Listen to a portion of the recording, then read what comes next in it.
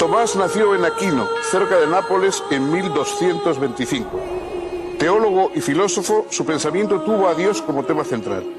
Sin embargo, valoró debidamente la experiencia sensible y el poder de la razón, mostrando su filosofía una vigorosa tendencia hacia lo concreto. Su obra es uno de los momentos culminantes del pensamiento medieval, realizando la síntesis más acabada entre el aristotelismo y la doctrina cristiana.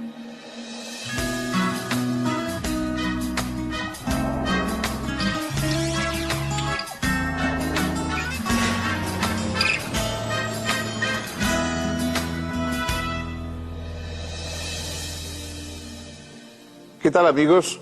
Bienvenidos a nuestro programa de divulgación filosófica. Los filósofos están siempre codeándose con los teólogos, o si quieren ustedes, la teología está planeando siempre también sobre la filosofía. Aristóteles, el propio Platón, han hablado indistintamente de los temas del mundo, de los temas de la realidad, y también han hablado de vez en cuando de la divinidad. Pero a partir de la filosofía cristiana, a partir de que el cristianismo se convierte en la gran ideología de Europa, naturalmente la teología adquiere un carácter, un peso mucho mayor del que había tenido nunca. En primer lugar, porque la teología está al servicio de una iglesia y esa iglesia es muy potente. Es decir, los filósofos normalmente hablan desde su opinión, desde su punto de vista, pero en aquel momento la gran iglesia católica del medievo era la única y la gran fuente de poder ideológico que había en Europa. Y los teólogos eran los administradores de ese poder, de ese gran poder ideológico que era la religión católica. Dentro entonces de la filosofía había los que pretendían servir a la teología de un modo y los que pretendían servirla de otro, pero pocos de los filósofos de la época escapaban a los planteamientos teológicos. No fue una excepción Tomás de Aquino, el más grande sin duda de los filósofos medievales, el más potente, el más completo, y también, a pesar de que naturalmente era un hombre ortodoxo religiosamente, o a santo, como saben ustedes, tenía unas aportaciones que llegaron a ser importantes y casi, diría, revolucionarias. Por ejemplo, se convirtió en un abogado de las doctrinas de Aristóteles. Los libros de Aristóteles eran vistos con sospecha por parte de los teólogos católicos. Por una parte, porque era un pagano y por lo tanto que un pagano pudiera enseñar cosas a los cristianos no estaba bien visto. Y por otra parte, para colmo, porque las obras de Aristóteles habían sido conservadas por el mundo árabe, de modo que se duplicaba el que era un pagano que nos llegaba a través de los árabes. Estos no fueron argumentos que disuadieron a Santo Tomás de conceder toda su importancia a la filosofía de Aristóteles y a través de él de crear toda una filosofía cristiana apoyada en el aristotelismo. Si siguen ustedes con nosotros, van a ver desarrollarse la figura de este gigante del medievo y del pensamiento teológico.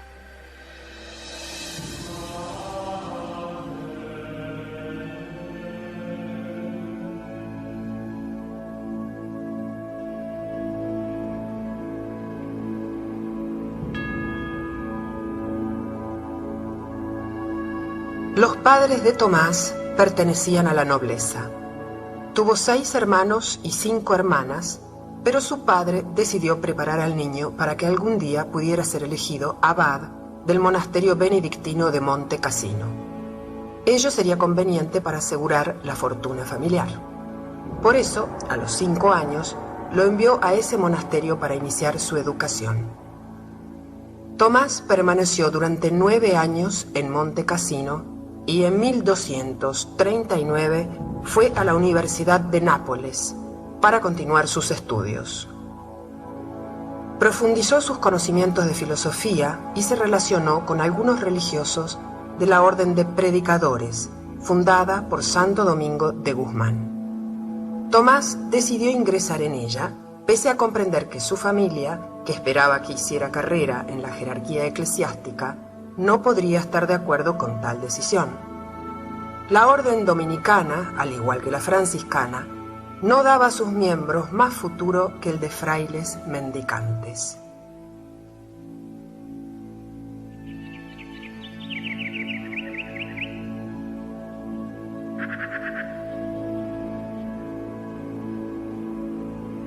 El padre de Tomás falleció en la Navidad de 1243 y pocos días después el joven fue admitido como novicio en la orden. Su madre, no dispuesta a permitir que su hijo renunciara a un futuro prestigioso para la familia, envió a sus hermanos a secuestrarlo y llevarlo a la fortaleza de Rocaseca en el reino de Sicilia, donde permaneció hasta fines de 1245. Finalmente, con la complicidad de sus hermanas, el corpulento novicio, que además de medir casi 2 metros de altura, era bastante obeso, se descolgó por la noche desde la ventana de sus habitaciones con una suerte de soga formada por sábanas y cortinas anudadas y escapó. Frente a los muros de la fortaleza lo esperaba el director espiritual de los dominicos, Fray Juan de San Julián, con 2 caballos. Ambos huyeron de inmediato a Nápoles. Luego de completar su noviciado, Tomás fue enviado a Colonia para estudiar teología con el maestro Alberto Magno. Allí permaneció entre 1248 y 1251 como discípulo, y luego, una vez ordenado sacerdote, hasta 1252 como maestro bajo la dirección del propio Alberto. En 1252, el maestro general de la orden envió a Tomás a la Universidad de París como bachiller para hacerse cargo de una de las 2 cátedras que los dominicos allí regenteaban. Los franciscanos tenían bajo su dominio solo una. Entretanto, el resto de las cátedras eran impartidas por maestros seculares, quienes comenzaron a recelar a los religiosos, puesto que sus clases eran las más concurridas. Las tensiones desencadenaron choques violentos entre los estudiantes universitarios y medidas arbitrarias por parte del claustro contra los maestros religiosos. Los concurrentes a las clases de estos eran amenazados para que no asistiesen. Algunos alborotadores irrumpían en las cátedras para generar desorden. Se apedreaba a los maestros, que debían movilizarse con guardia armada, y se llegó a disparar flechas contra las ventanas de los conventos. El líder de los maestros seculares, Guillermo de Saint-Amour, hizo difundir un escrito en el que se responsabilizaba a los dominicos y franciscanos del malestar de la universidad. También les atribuyó, falsamente, un libelo injurioso contra el papado, que parece que escribió él mismo a ese efecto. Estas acusaciones fueron refutadas por los franciscanos Buenaventura y Tomás de York, y por el dominico Tomás de Aquino. En 1256, el Papa Alejandro IV puso orden en el conflicto e hizo desterrar a Guillermo de Saint-Amour.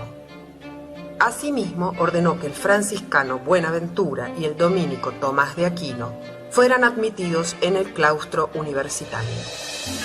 A pesar de la violencia de estos conflictos, Tomás encontró tiempo y tranquilidad espiritual para desplegar una actividad intelectual prodigiosa. Escribió y publicó comentarios bíblicos y filosóficos. Estudió y discutió diversos opúsculos de Boecio, así como las sentencias compiladas por Pedro Lombardo. Redactó numerosas cuestiones, entre ellas las del De Veritate, y terminó el primer libro de la Summa contra Gentiles.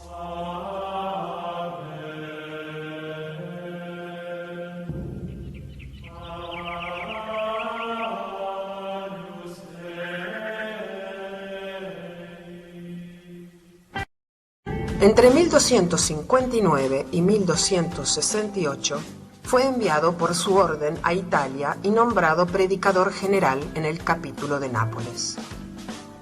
En cumplimiento de las obligaciones correspondientes a ese cargo, viajó frecuentemente a diversas ciudades italianas, residiendo donde se instalase la corte pontificia. En este período fue teólogo, consultor del Papa. En estos años terminó su Summa contra Gentiles y su comentario a la obra del pseudo Dionisio Areopágita. A pedido del Papa Urbano IV, redactó la glosa evangélica conocida como Catena Aurea y otros textos. También se ocupó de temas doctrinales, teológicos y filosóficos. Quizá fue este el período más prolífico de su vida. En 1267 comenzó a escribir una obra que pudiese servir de libro de texto para los estudiantes de teología. Era la Summa Teológica.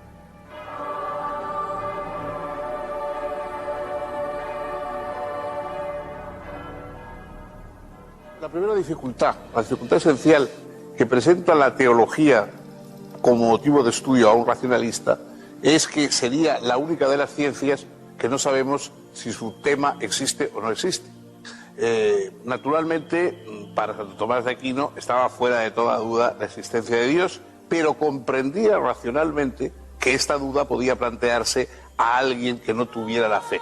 Entonces él distingue, por un lado, lo que aporta la fe y una creencia no discutida en Dios. Pero en cuanto se pone a actuar como filósofo, aun dentro de su teología, comprende la objeción de los que pueden poner en duda la existencia de Dios. Y hizo esfuerzos realmente extraordinarios por probar la existencia de Dios.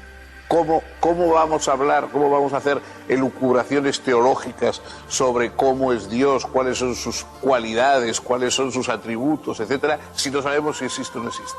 Previamente a todo lo demás, hace falta establecer la existencia de Dios. Y una de las piezas más conocidas de la inmensa obra de Santo Tomás son las 5 vías, las 5 pruebas de la existencia de Dios.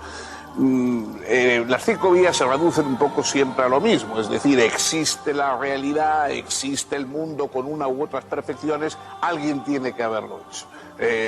Si vamos remontándonos, vemos que cada cosa, cada árbol da lugar a nuevas semillas y nuevos árboles, cada animal engendra nuevos animales, etc. Todo tiene como un proceso, pero en un momento debe haber un comienzo, y ese comienzo tiene que ser un creador que no haya sido previamente creado, y todas esas vías, cree él racionalmente, llevan a esa conclusión del creador final.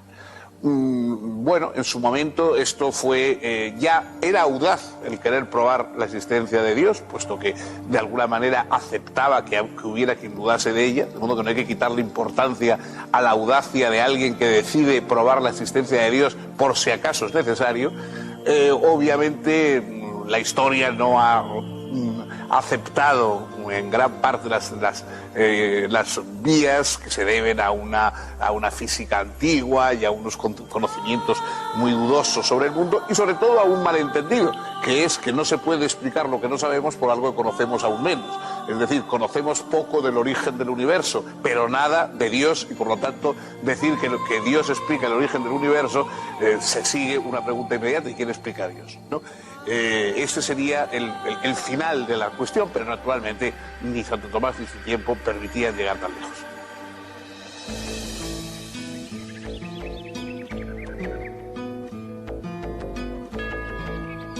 Numerosas sumas o compendios de teología habían sido elaboradas en los siglos XII y XIII por diferentes teólogos.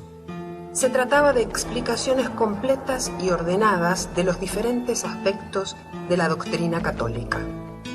Pero la de Tomás era profundamente innovadora. Otros habían centrado la teología en la obra de la redención, en la Iglesia como cuerpo místico de Cristo, o en las obras y señales de Dios. Pero Tomás entendía que la teología no se ocupaba propiamente más que de Dios mismo, y veía todo lo demás solo en cuanto manifestaciones de la divinidad.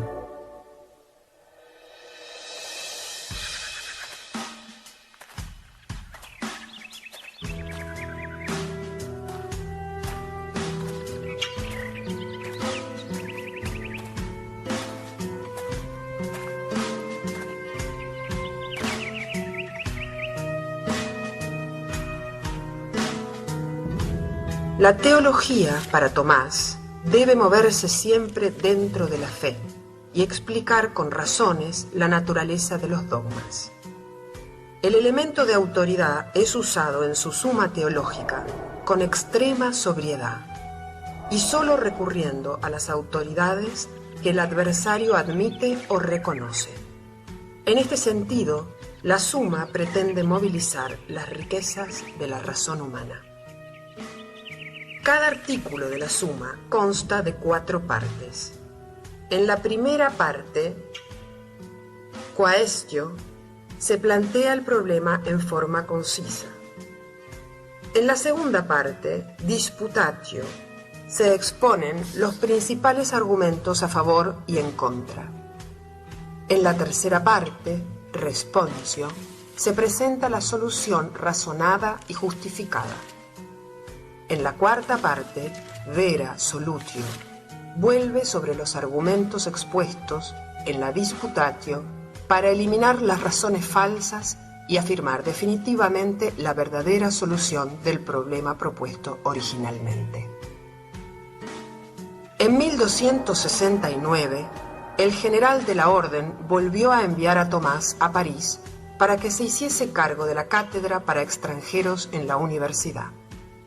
La situación era crítica, porque por un lado, los maestros seculares, ahora liderados por Gerardo de Abbeville, habían recrudecido nuevamente sus actitudes para con los frailes mendicantes, y por otro lado, los averroístas latinos, así llamados por derivar su conocimiento de Aristóteles a partir del comentarista musulmán Averroés, presentaban, de la mano de Siger de Brabante, un aristotelismo demasiado radical y poco compatible con las doctrinas cristianas.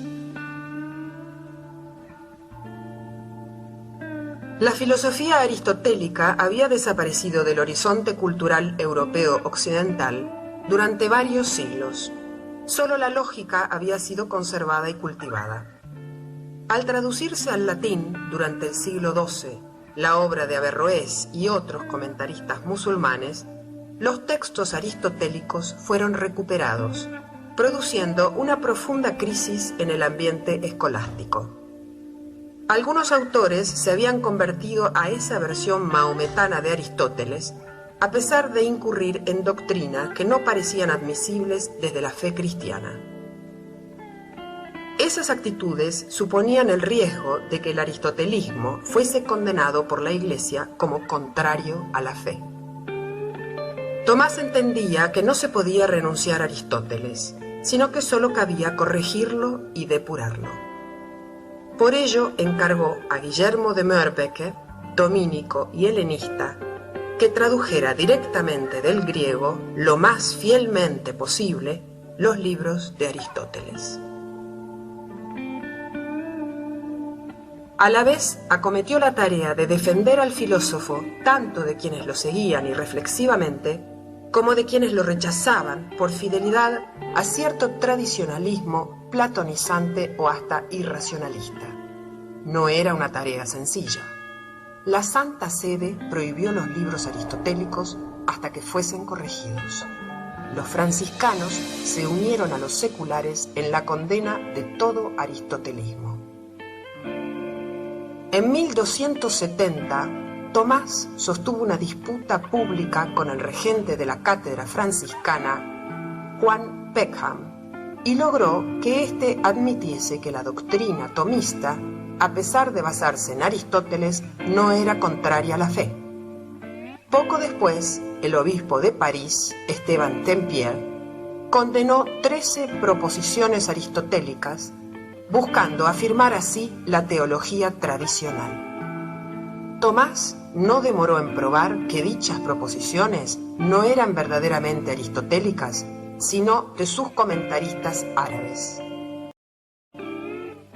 A la vez escribió un tratado contra las enseñanzas del averroísta Siger de Brabante, quien profesaba la eternidad del mundo y la mortalidad del alma, tan sólido y persuasivo que logró convencer a su antagonista.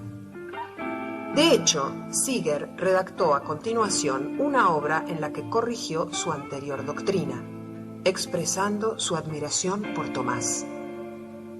Mientras participaba en estas discusiones, Tomás encontró tiempo para seguir desarrollando una impresionante obra escrita.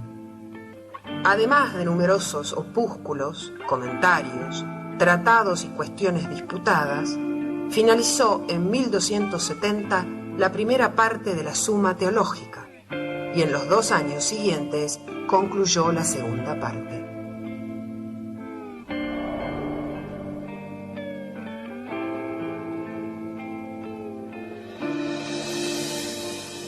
Las aportaciones de Tomás de Aquino al campo teológico fueron inmensas, es decir, escribió muchísimo, polemizó con los teólogos de su época, polemizó con los teólogos musulmanes, con los teólogos árabes que también conocía, realizó un esfuerzo extraordinario por precisar y por definir algo tan complicado como los atributos divinos, por hacer comprensibles racionalmente ciertas dogmas del cristianismo, por ejemplo, la transubstanciación, la Eucaristía. Pues bueno, eso exige una reflexión sobre qué es la esencia y la existencia de cada uno de los seres y hasta remontarnos a Dios. Es decir, el esfuerzo de Santo Tomás fue por poner la razón al servicio de una fe. Claro, esto da que él partía de la base de que ya había llegado a la conclusión cuyo camino iba a recorrer. En un momento define la filosofía como ancilla theologiae, es decir, la filosofía es la criada de la teología y tiene que servirla y tiene que llevarle las cosas que la teología necesite. Esto es un poco algo que va en contra del espíritu filosófico tal como lo entendemos. La filosofía precisamente lo que se hace es preguntar dudas, preguntar cuestiones que no sabe a dónde van a llevar.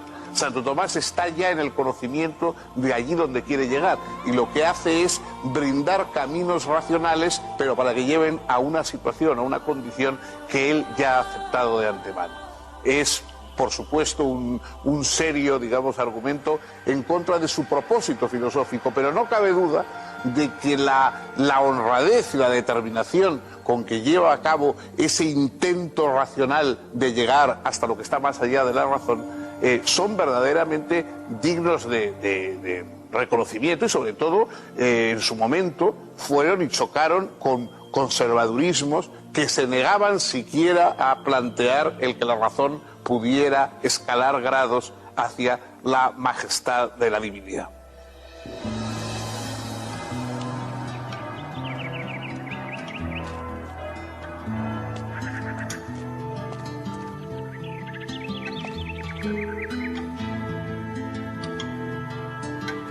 Entre 1272 y 1273 fue profesor en la Universidad de Nápoles. Comenzó a trabajar entonces en la tercera parte de la Summa Teológica, que se ocupa de Cristo. Expone la doctrina del Verbo encarnado y su misterio, como también la de los distintos sacramentos y la de la gloria divina. En marzo de 1273, durante la misa, sufrió un éxtasis profundo y prolongado. A pesar de ser sacudido por quienes lo acompañaban, no volvió en sí inmediatamente, y cuando lo hizo estuvo derramando su llanto por horas, aunque no dijo nada respecto de lo que había experimentado. Finalmente, el 6 de diciembre de ese mismo año, día de San Nicolás, luego de haber concluido la cuestión 90 de la tercera parte de la Summa Teológica, tuvo una nueva experiencia de arrobamiento, aún más profunda que la anterior. De inmediato archivó en un armario papel, plumas y tintero. No trabajó más en la Summa Teológica ni en ningún otro texto. Cuando sus colaboradores le pidieron que terminase el trabajo, pues era muy poco lo que faltaba, solo respondió que no podía. Finalmente dijo a su secretario, Fray Reginaldo de Piperno, que después de lo que había experimentado, le parecía innecesario todo cuanto había escrito a lo largo de su vida. De hecho, la Summa Teológica fue completada después de su muerte, haciéndose cargo Fray Reginaldo de la redacción de las últimas páginas, a partir de los borradores del propio Tomás. Al morir, Tomás dejó más de 130 obras, entre comentarios, sumas, opúsculos, cuestiones, conferencias y sermones. Más de 890 lecciones sobre libros de Aristóteles, más de 1650 lecciones sobre la Sagrada Escritura y alrededor de 3000 artículos sobre las secuencias. Su Summa contra Gentiles consta de 463 capítulos. La Summa Teológica tiene 512 cuestiones y un suplemento que comprenden 2652 artículos en los que aparecen expuestos y resueltos más de 10.000 argumentos. En 1323, el Papa Juan XXIII procedió a la canonización de Tomás, afirmando que cada uno de los artículos de su Summa Teológica era ya un milagro.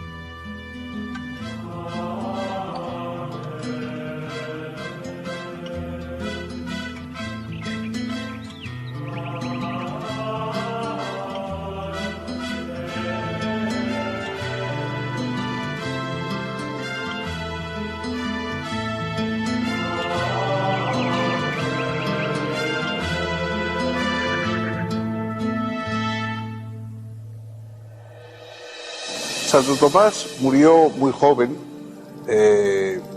camino en Rocaseca, camino de un concilio, y sorprende al ver la magnitud enorme de su obra constatar que solo vivió 49 años. La obra de Santo Tomás, que hoy, desde el punto de vista de los teólogos y de la Iglesia, es la piedra angular de todo lo que puede ser una filosofía cristiana, si es que este concepto de filosofía cristiana tiene algún sentido. Recuerdo a este propósito la broma de Borges, que decía que esto era como hablar de equitación protestante, ¿no? Bueno, pero en fin, si tiene algún sentido hablar de filosofía cristiana, hoy, naturalmente, la piedra angular es Tomás de Aquino. Pero no fue así en los años y los siglos posteriores a su muerte. De hecho, poco después de morir, muchas de las proposiciones de sus libros fueron condenadas por la Iglesia. Y tardó mucho tiempo en llegar a convertirse en el gran patriarca del pensamiento cristiano que hoy es. Prácticamente hasta el siglo XIX fue León X el que ya lo ensalza como el más grande de los teólogos, el más grande de los filósofos cristianos, y hasta ese momento prácticamente no había tenido reconocimiento, de modo que el auge y la predominancia de Santo Tomás es una cosa del siglo XIX y del siglo XX. Antes había permanecido casi en una situación o oculto o, en fin, un poco en dudas respecto a su ortodoxia, etc. Que Santo Tomás de Aquino fue una potencia intelectual extraordinaria, eso no cabe ninguna duda. Que fuera un filósofo en el sentido de perplejidad, de asombro, etcétera, que nosotros entendemos, eso ya es más dudoso, puesto que partía del hecho de la fe, y parece que partir de la fe es exactamente lo contrario del propósito de la filosofía. Pero no cabe duda de que su fuerza de razonante, la claridad con la que distinguía los diversos aspectos de las cosas, que cada vez que toma un asunto hace unos distingos, a veces un poco mecánicos, pero siempre pertinentes y que evidentemente se convierten en útiles y herramientas muy positivas, digamos, cuando uno quiere pensar por sí mismo sobre esos temas. Todo eso hace que su figura, que hoy a quienes no somos de alguna manera de creencias cristianas nos puede resultar un poco lejana, nunca pueda dejar de ser considerada como lo que es, como uno de los grandes gigantes del pensamiento occidental, más bien en el campo de la teología que en el de la filosofía. Hemos llegado con esto al final de nuestro programa. Síganos, por favor, continuaremos el próximo día, otro pensador, otro mundo de problemas y otro mundo de perspectivas filosóficas.